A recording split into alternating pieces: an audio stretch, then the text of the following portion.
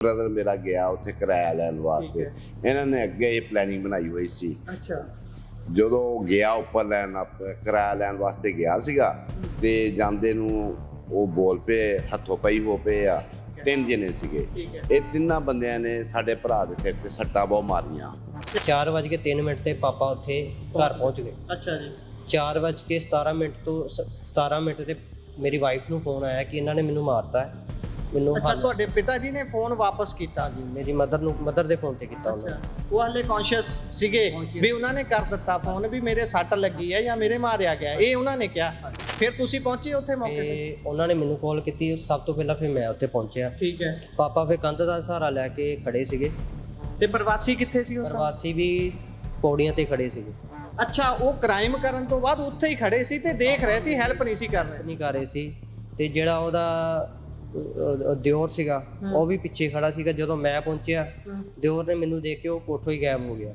ਜਿਹੜੇ ਬੰਦਿਆਂ ਨੂੰ ਤੰਗ ਕੀਤਾ ਜਾਂਦਾ ਹੈ, ਸਾਡੇ 7-8 ਹਜ਼ਾਰ ਪਿੱਛੇ ਦੇਖ ਲਓ, ਉਹਨਾਂ ਨੇ ਇੱਕ ਕਤਲ ਕਰ ਦਿੱਤਾ।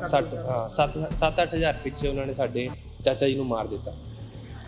ਤੇ ਤੁਸੀਂ ਖੁਦ ਹਿਸਾਬ ਲਾ ਲਓ ਇਹਨਾਂ ਦੇ ਹੌਸਲੇ ਕਿੰਨੇ ਵੱਧ ਚੁੱਕੇ ਆ, ਤੇ ਜੋ ਕਿ ਇੰਨੇ ਵੱਡੇ ਕ੍ਰਾਈਮ ਕਰ ਰਹੇ ਆ ਕੁਝ ਪੈਸਿਆਂ ਦੇ ਲਈ। ਸਤਿ ਸ਼੍ਰੀ ਅਕਾਲ। ਪੰਜਾਬੀ ਰੇਡੀਓ ਤੇ ਪੰਜਾਬੀ ਟੀਵੀ USA ਇਸ ਸਮੇਂ ਤੁਸੀਂ ਵੇਖ ਸੁਣ ਰਹੇ ਹੋ।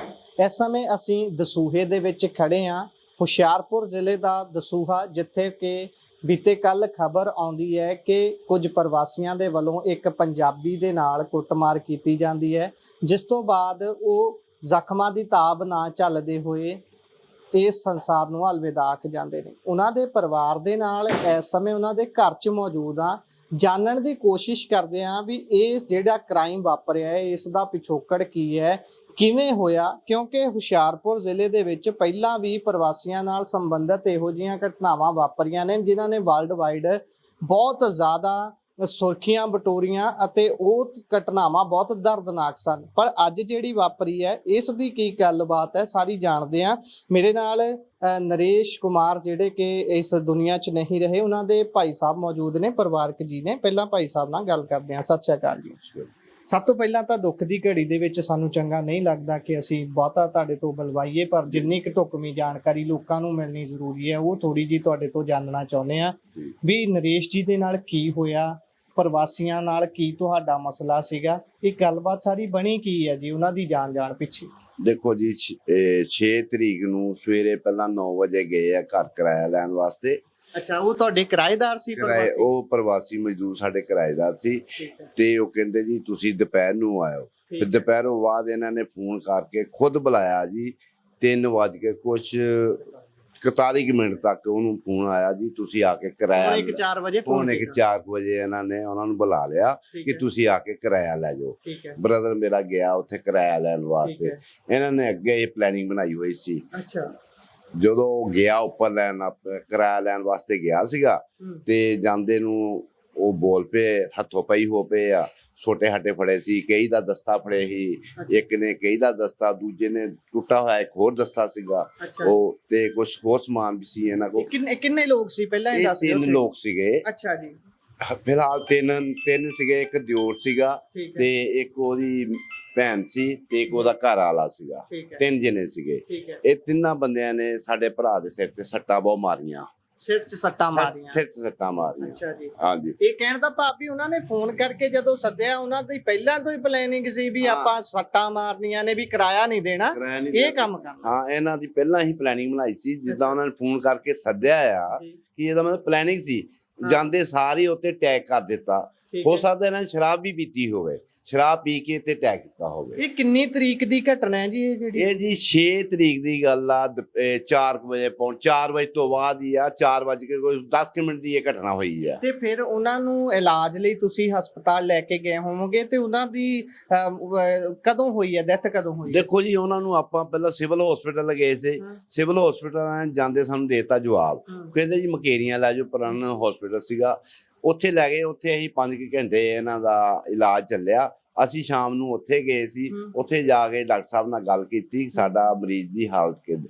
ਉਹ ਡਾਕਟਰ ਸਾਹਿਬ ਕਹਿੰਦੇ ਸੀਗੇ ਕਿ ਤੁਸੀਂ ਇਹਨੂੰ ਜਲੰਧਰ ਲੈ ਜਾਓ। ਕਹਿੰਦਾ ਭਾਬੀ ਸੱਟਾਂ ਇੰਨੀਆਂ ਗੰਭੀਰ ਸੀ ਵੀ ਤੁਹਾਨੂੰ ਹਰੇਕ ਜਗ੍ਹਾ ਤੋਂ ਇਨਕਾਰ ਹੀ ਹੋ ਰਿਹਾ ਸੀ ਵੀ ਭਾਈ। ਇਨਕਾਰ ਹੋ ਗਿਆ ਜੀ। ਅਸੀਂ ਉਸੇ ਵੇਲੇ ਐਂਬੂਲੈਂਸ ਕੀਤੀ, ਆਪਾਂ ਜਲੰਧਰ ਫੋਰਟਿਕ ਸ਼੍ਰੀਮਾਨ ਹਸਪੀਟਲ ਦਾਖਲ ਕਰਾ ਦਿੱਤਾ। ਠੀਕ ਹੈ। ਦਾਖਲ ਕਰਾਉਣ ਤੋਂ ਬਾਅਦ ਅਸੀਂ ਉੱਥੇ ਰਹੇ, ਸਾਰੀ ਰਾਤ ਰਹੇ। ਮੁੜ ਕੇ ਅਗਲੇ ਦਿਨ ਫਿਰ ਅਸੀਂ ਡਾਕਟਰ ਸਾਹਿਬ ਕੋ ਗਏ ਆ। ਡਾਕਟਰ ਸਾਹਿਬ ਕਹਿੰਦੇ ਜੀ ਹਜੇ ਮੂਵਮੈਂਟ ਕੋਈ ਨਹੀਂ ਹੋਈ, ਠੀਕ ਹੈ ਜੀ, ਇਲਾਜ ਚੱਲ ਰਿਹਾ ਹੈ। ਇੰਨੀਆਂ ਗੰਭੀਰ ਸੱਟਾਂ ਲੱਗੀਆਂ ਸੀ। ਉਸ ਤੋਂ ਬਾਅਦ ਫਿਰ ਅਸੀਂ ਬੱਚਾ ਸਾਡਾ ਉੱਥੇ ਰਿਹਾ, ਮਿਸਿਸ ਉੱਥੇ ਰਹੀ, ਅਸੀਂ ਘਰ ਆ ਗਏ। ਅਗਲੇ ਦਿਨ ਫਿਰ ਅਸੀਂ ਗਏ ਤੇ ਆ ਕੇ ਐਸਐਚਓ ਸਾਹਿਬ ਨਾਲ ਗੱਲ ਕੀਤੀ ਕਿ ਇਦਾਂ ਸੱਟਾਂ ਬਹੁਤ ਜ਼ਿਆਦੀਆਂ ਗੰਭੀਰ ਆ ਤੇ ਅਸੀਂ ਪਹਿਲਾਂ ਹੀ ਇਹਨਾਂ ਨੂੰ ਕਾਬੂ ਕਰ ਲਿਆ ਸੀ। ਪ੍ਰਵਾਸੀ ਭੱਜਣ ਨਾਲ, ਮਤਲਬ ਭੱਜਣ ਨਹੀਂ ਦਿੱਤੇ ਤੁਸੀਂ? ਭੱਜਣ ਨਹੀਂ ਅਸੀਂ ਦਿੱਤੇ ਕਿ ਰਾਤੋਂ ਰਾਤ ਭੱਜ ਨਾ ਜਾਣ। ਅਸੀਂ ਕਬਜ਼ੇ 'ਚ ਕਰਕੇ ਤੇ ਐਸਐਚਓ ਸਾਹਿਬ ਨੂੰ ਫੋਨ ਕਰ ਦਿੱਤਾ ਸੀ। ਐਸਐਚਓ ਸਾਹਿਬ ਨੇ ਉਸੇ ਵੇਲੇ ਆਪਣੇ ਮੁਲਾਜ਼ਮ ਭੇਜ ਕੇ ਇਹਨਾਂ ਨੂੰ ਫੜ ਲਿਆ ਸੀਗਾ। ਠੀਕ ਹੈ ਜੀ, ਹਾਂਜੀ। ਠੀਕ ਹੈ। ਇਹ ਤੁਹਾਡੇ ਪਿਤਾ ਜੀ ਸਨ? ਠੀਕ ਹੈ। ਤੁਸੀਂ ਥੋੜਾ ਜਿਹਾ ਦੱਸ ਸਕਦੇ ਹੋ ਕਿ ਅੰਕਲ ਜਿਹੜੇ ਸੀ ਉਹ ਤੁਹਾਡੇ ਜਿਹੜੇ ਪ੍ਰਵਾਸੀ ਰਹਿੰਦੇ ਸੀ, ਪਹਿਲਾਂ ਤਾਂ ਚਲੋ ਉਹਨਾਂ ਬਾਰੇ ਜਾਣ ਲੈਣਾ, ਤੁਹਾਨੂੰ ਉਹਨਾਂ ਬਾਰੇ ਕੋਈ ਨੌਲੇਜ ਹੈ ਵੀ ਕੌਣ ਸੀ ਉਹ, ਕਿੰਨੇ ਸਮੇਂ ਤੋਂ ਤੁਹਾਡੇ ਉੱਥੇ ਰਹਿ ਰਹੇ? ਸਾਲ ਤੋਂ ਉੱਥੇ ਰਹਿ ਰਹੇ ਸੀਗੇ, ਪਰ ਮੈਂ ਉਹਨਾਂ ਨੂੰ ਕਦੇ ਨਹੀਂ ਮਿਲਿਆ। ਠੀਕ ਹੈ। ਕਿਉਂਕਿ ਪਾਪਾ ਹੀ ਉਹਨਾਂ ਨੂੰ ਕਿਰਾਇਆ ਪਾਪਾ ਹੀ ਲੈਣ ਜਾਂਦੇ ਰਹੇ ਸੀ ਸ਼ੁਰੂ ਤੋਂ। ਮੈਂ ਕਦੇ ਵੀ ਉੱਥੇ ਗਿਆ ਨਹੀਂ ਮਿਲੇ ਤੁਸੀਂ? ਅੱਛਾ, ਹੁਣ ਜਦੋਂ ਇਹ ਸਾਰੀ ਘਟਨਾ ਵਾਪਰੀ ਉਸ ਤੋਂ ਬਾਅਦ ਜਿੱਦਾਂ ਅੰਕਲ ਹੁਣੀ ਦੱਸਿਆ ਕਿ ਅਸੀਂ ਐਸਐਚਓ ਨੂੰ ਫੋਨ ਕੀਤਾ, ਪੁਲਿਸ ਨੇ ਸਹਿਯੋਗ ਕੀਤਾ, ਕਹਿਣ ਦਾ ਭਾਵ ਉਹਨਾਂ ਤੇ ਮਾਮਲਾ ਦਰਜ ਜਾਂ ਗ੍ਰਿਫਤਾਰੀ ਹੋ ਗਈ ਉਹਨਾਂ ਦੇ? ਹਾਂਜੀ, ਜਿਹੜੀ ਧਾਰਾ ਬੰਦੀ ਸੀ ਉਹ ਉਹਨਾਂ ਦੇ ਲੱਗ ਚੁੱਕੀ ਹੈ। ਠੀਕ ਹੈ। ਹੁਣ ਪਾਪਾ ਦੀ ਡੈਥ ਤੋਂ ਬਾਅਦ ਹੁਣ ਉਹਨਾਂ ਦੇ 302 ਧਾਰਾ ਲੱਗੇਗੀ ਤੇ ਇਨਵੈਸਟੀਗੇਸ਼ਨ ਸਾਰੀ ਚੱਲ ਰਹੀ ਹੈ। ਤੁਹਾਡਾ ਕੀ ਕਹਿਣਾ ਹੈ ਪ੍ਰਸ਼ਾਸਨ ਨੂੰ, ਸਰਕਾਰ ਨੂੰ ਇਸ ਦੇ ਬਾਰੇ? ਤੁਸੀਂ ਆਪਣਾ ਪਿਤਾ ਨੂੰ ਖੋਇਆ ਇਸ ਸਾਰੀ ਘਟਨਾ 'ਚ, ਜਿਹੜੀ ਕਿ ਕਹਿ ਲਈਏ ਵੀ ਇੱਕ ਇਨਸੀਡੈਂਟ ਨਹੀਂ ਹੈਗਾ ਵੀ ਇਨਸੀਡੈਂਟਲ ਡੈਥ ਹੋ ਜਵੇ, ਇਹ ਕੀਤਾ ਕਰਾਇਆ ਹੈ ਸਾਰਾ ਕੁਝ। ਇਹ ਸਾਰੀ ਉਹਨਾਂ ਦੀ ਪਲੈਨਿੰਗ ਸੀਗੀ ਜੀ। ਉਹਨਾਂ ਨੇ ਪਾਪਾ ਨੂੰ 3:41 ਤੇ ਫੋਨ ਕੀਤਾ ਪਹਿਲਾਂ ਕਿ ਤੁਸੀਂ ਕਿਰਾਇਆ ਲੈ ਜਾਓ, ਪਰ ਪਾਪਾ ਨੇ ਫੋਨ ਨਹੀਂ ਚੱਕਿਆ ਜੀ। ਫਿਰ ਪਾਪਾ ਨੇ ਉਹਨਾਂ ਨੂੰ ਬੈਕ ਕਾਲ ਕੀਤੀ, ਉਹਨਾਂ ਨੇ ਫੋਨ ਨਹੀਂ ਚੱਕਿਆ। ਠੀਕ ਹੈ। ਫਿਰ 3:52 ਤੇ ਉਹਨਾਂ ਡੈਡੀ ਨੇ ਫਿਰ ਉਹਨਾਂ ਨੂੰ ਕਾਲ ਕੀਤੀ, ਉਹਨਾਂ ਨੇ ਫੋਨ ਕੀਤਾ ਤੇ 4:03 ਤੇ ਪਾਪਾ ਉੱਥੇ ਘਰ ਪਹੁੰਚ ਗਏ। ਅੱਛਾ ਜੀ। 4:17 ਤੋਂ 17 ਤੇ ਮੇਰੀ ਵਾਈਫ ਨੂੰ ਫੋਨ ਆਇਆ ਕਿ ਇਹਨਾਂ ਨੇ ਮੈਨੂੰ ਮਾਰਤਾ ਹੈ। ਮੈਨੂੰ ਅੱਛਾ, ਤੁਹਾਡੇ ਪਿਤਾ ਜੀ ਨੇ ਫੋਨ ਵਾਪਸ ਕੀਤਾ? ਹਾਂਜੀ, ਮੇਰੀ ਮਦਰ ਦੇ ਫੋਨ ਤੇ ਕੀਤਾ ਉਹਨਾਂ ਨੇ। ਉਹ ਹਲੇ ਕੌਨਸ਼ੀਅਸ ਸੀਗੇ ਵੀ ਉਹਨਾਂ ਨੇ ਕਰ ਦਿੱਤਾ ਫੋਨ ਵੀ ਮੇਰੇ ਸੱਟ ਲੱਗੀ ਹੈ ਜਾਂ ਮੇਰੇ ਮਾਰਿਆ ਗਿਆ, ਇਹ ਉਹਨਾਂ ਨੇ ਕਿਹਾ? ਫਿਰ ਤੁਸੀਂ ਪਹੁੰਚੇ ਉੱਥੇ ਮੌਕੇ ਤੇ? ਉਹਨਾਂ ਨੇ ਮੈਨੂੰ ਕਾਲ ਕੀਤੀ ਸਭ ਤੋਂ ਪਹਿਲਾਂ, ਫਿਰ ਮੈਂ ਉੱਥੇ ਪਹੁੰਚਿਆ। ਠੀਕ ਹੈ। ਪਾਪਾ ਫਿਰ ਕੰਧ ਦਾ ਸਹਾਰਾ ਲੈ ਕੇ ਖੜੇ ਸੀਗੇ। ਤੇ ਪ੍ਰਵਾਸੀ ਕਿੱਥੇ ਸੀ ਉਸ? ਪ੍ਰਵਾਸੀ ਵੀ ਪੌੜੀਆਂ ਤੇ ਖੜੇ ਸੀਗੇ।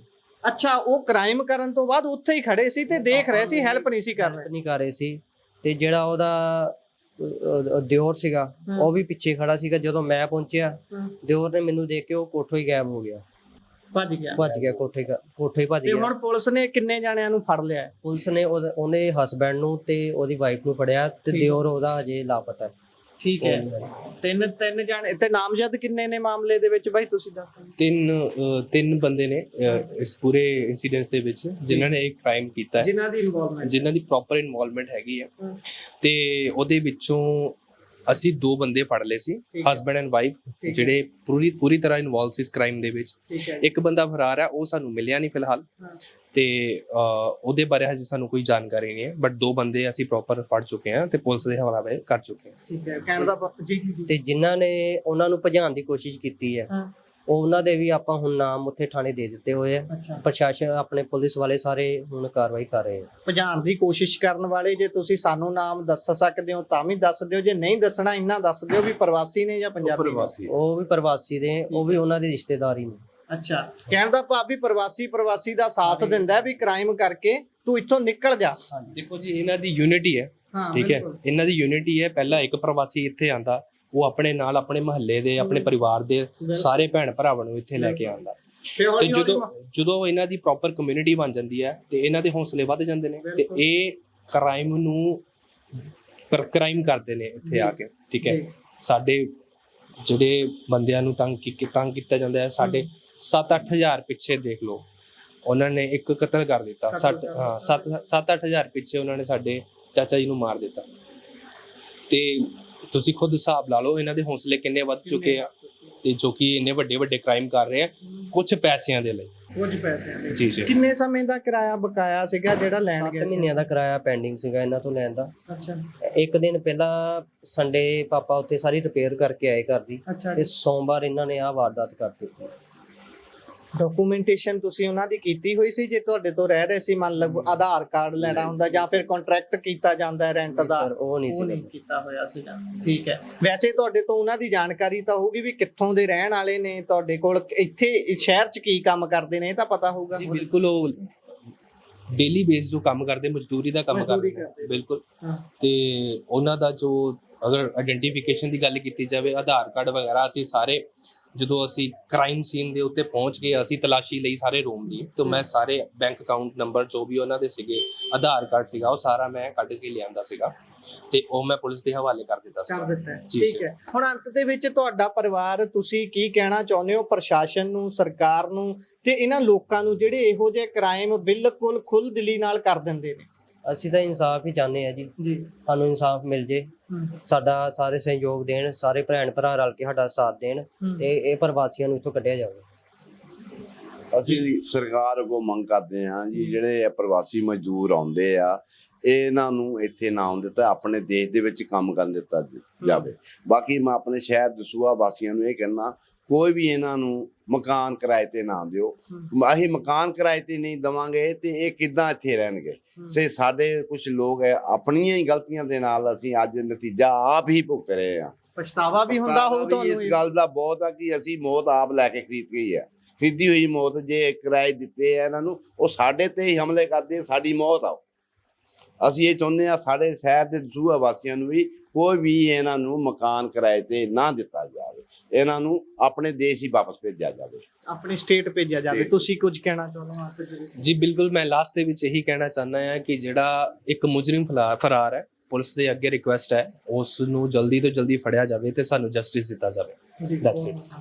ਸੋ ਅਸੀਂ ਦਸੂਹੇ ਦੇ ਵਿੱਚ ਖੜੇ ਸੀ, ਨਰੇਸ਼ ਕੁਮਾਰ ਜਿਹੜੇ ਕਿ ਆਪਣਾ ਕਾਰੋਬਾਰ ਕਰਦੇ ਸੀ। ਇਹਨਾਂ ਨੇ ਦੱਸਿਆ ਕਿ ਉਹ ਟੇਲਰਿੰਗ ਦਾ ਕੰਮ ਕਰਦੇ ਸੀ, ਆਪਣਾ ਪਰਿਵਾਰ ਵਧੀਆ ਚਲਾ ਰਹੇ ਸੀ। ਉਹਨਾਂ ਦੇ ਘਰ ਦੇ ਵਿੱਚ ਅਸੀਂ ਖੜੇ ਹਾਂ ਤੇ ਉਹਨਾਂ ਦੇ ਪੁਰਾਣੇ ਘਰ ਦੇ ਵਿੱਚ ਕਿਰਾਏ ਤੇ ਰਹਿ ਰਹੇ ਪ੍ਰਵਾਸੀ ਮਜ਼ਦੂਰਾਂ ਨੇ ਇਸ ਘਟਨਾ ਨੂੰ ਅੰਜਾਮ ਦਿੱਤਾ ਹੈ। ਕੁਝ ਚੰਦ ਪੈਸਿਆਂ ਦੇ ਕਰਕੇ ਜਿਹੜਾ ਕਿਰਾਇਆ ਪਿਛਲੇ ਕੁਝ ਮਹੀਨਿਆਂ ਤੋਂ ਦੇ ਨਹੀਂ ਪਾ ਰਹੇ ਸੀ। ਐਂ ਵੀ ਹੋ ਸਕਦਾ ਸੀ ਜੇ ਸੁਹਿਰਦ ਦਿਮਾਗ ਨਾਲ ਕੰਮ ਲੈਣਾ ਹੋਵੇ, ਇੱਕ ਡੀਲਿੰਗ ਕੀਤੀ ਜਾ ਸਕਦੀ ਹੈ ਵੀ ਭਾਈ ਅਸੀਂ ਮਜਬੂਰ ਹਾਂ, ਕੋਈ ਕੰਮ ਨਹੀਂ ਲੱਗ ਰਿਹਾ, ਅਸੀਂ ਤੁਹਾਨੂੰ ਹੌਲੀ ਹੌਲੀ ਕਰਕੇ ਪੈਸੇ ਦੇ ਦੇਵਾਂਗੇ। ਪਰ ਇਸ ਦੇ ਇਵਜ਼ ਦੇ ਵਿੱਚ ਉਲਟਾ ਕਿਸੇ ਦੀ ਜਾਨ ਹੀ ਲੈ ਲੈਣਾ ਕਿੰਨਾ ਕੁ ਠੀਕ ਹੈ, ਤੁਸੀਂ ਆਪ ਸੋਚ ਸਕਦੇ ਹੋ। ਅਸੀਂ ਇਹ ਨਹੀਂ ਕਹਿੰਦੇ ਅਸੀਂ ਪੰਜਾਬੀਆਂ ਨੂੰ ਪੂਰੀ ਤਰ੍ਹਾਂ ਆਜ਼ਾਦ ਨਹੀਂ ਕਰਦੇ ਵੀ ਪੰਜਾਬੀ ਕ੍ਰਾਈਮ ਨਹੀਂ ਕਰਦੇ, ਪਰ ਜਦੋਂ ਦੂਸਰੀ ਸਟੇਟ ਤੋਂ ਆ ਕੇ ਤੁਹਾਡੀ ਸਟੇਟ ਦੇ ਵਿੱਚ ਇਸ ਤਰੀਕੇ ਦੇ ਨਾਲ ਬੁਲੰਦ ਹੌਸਲਿਆਂ ਨਾਲ ਕੋਈ ਕ੍ਰਾਈਮ ਕਰ ਦੇਵੇ ਤਾਂ ਇੱਕ ਵਾਰ ਸੋਚਣਾ ਜ਼ਰੂਰ ਬਣਦਾ ਹੈ ਕਿ ਇਹੋ ਜਿਹੇ ਕ੍ਰਿਮੀਨਲ ਮਾਈਂਡ, ਰੈਡੀਕਲ ਮਾਈਂਡ ਨੂੰ ਪੰਜਾਬ ਦੇ ਵਿੱਚ ਰੱਖਦਾ ਕੌਣ ਹੈ, ਪੰਜਾਬ ਦੇ ਵਿੱਚ ਉਹਨਾਂ ਦੀ ਪੁਸ਼ਤ ਪੁਨਾਈ ਕੌਣ ਕਰਦਾ ਹੈ। ਤੁਸੀਂ ਕੀ ਸੋਚਦੇ ਹੋ? ਆਪਣੇ ਵਿਚਾਰ ਰਾਏ ਟਿੱਪਣੀਆਂ ਜ਼ਰੂਰ ਦਿਓ। ਪਰਿਵਾਰ ਦੇ ਨਾਲ ਸੰਵੇਦਨਾ ਹੈ। ਧੰਨਵਾਦ। ਸਤਿ ਸ਼੍ਰੀ ਅਕਾਲ।